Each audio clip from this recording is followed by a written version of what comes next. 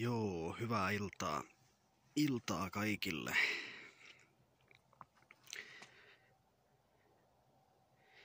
Täältä nyt löytyi tämmönen aika kivan näköinen paikka.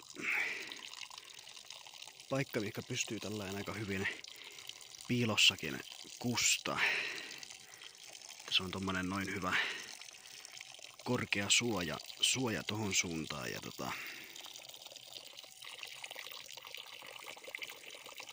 sitten tääkin on tämmönen aika hyvä kohta just, että en mä tiedä kyllä. Tää varmaan vaan niinku tähän sitten jää tää kusi tästä ja sillä sipuli. Aika hyvää kyllä tekee vähän kustakki välillä. No joo, mutta hyvää iltaa vaan kaikille sinne teille ja nähdään taas sitten seuraavalla videolla.